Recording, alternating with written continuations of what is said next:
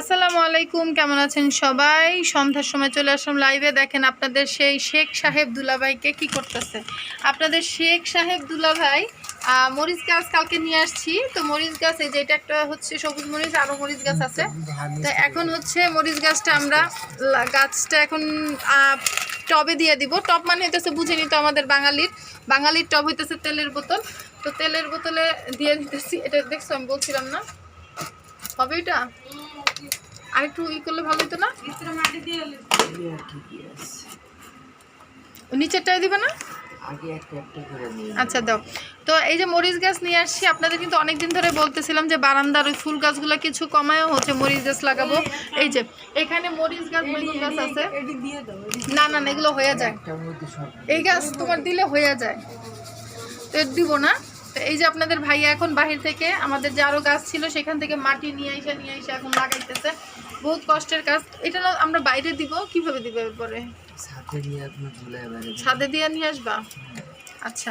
তো এই যে আমাদের গাছ লাগানো চলতেছে, দেখেন আপনারা আমাদের গাছের কি হয়। কারণ হইতেছে কি, আমাদের গাছ মাশাআল্লাহ আল্লাহর রহমতে যাই লাগাই, এই বারান্দাটা খুব লাকি যে হয়। যদিও খুব একটা আমাদের এখানে রোদ আসে না, দেখা যায় মোটামুটি ছায়া থাকে। আর এখন শীতের দিনে রোদের পরিমাণটা খুব কমে যাবে, তারপরেও দেখা যাক আল্লাহর রহমতে হয়ে যাবে আশা করি। আর আপনারা দোয়া করেন আমাদের এই গাছের জন্যে, যেন মরিচটা খাইতে পারি নিজেদের গাছের। ফুল আছে, তাহলে বেশি দিন সময় লাগবে না যদি সব কিছু ঠিক থাকে। কি করতে চাও? ও আচ্ছা, তুমি এক কাজ করো, আমি এটা ধরছি, তুমি এবার ই করে দাও ঠিক মতো।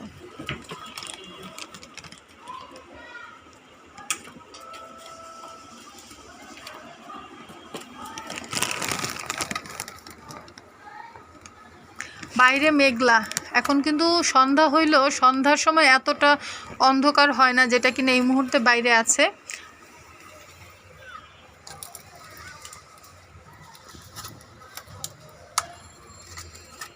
এই যে গাছের ফুল,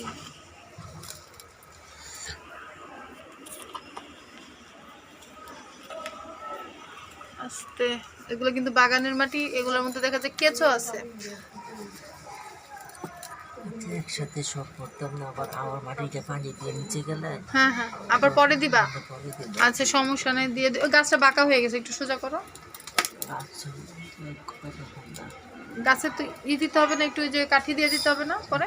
কাঠি পড়বে না, ওই যে ওইটার মধ্যে রাখো, ওইটার মধ্যে রাখো। হ্যাঁ ওইটার মধ্যে রাখলে তোমার এটা পড়বে না।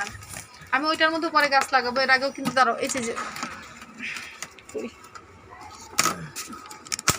হ্যাঁ ঠিক আছে, এখানে রাখলাম, এটা এখানে থাকলো,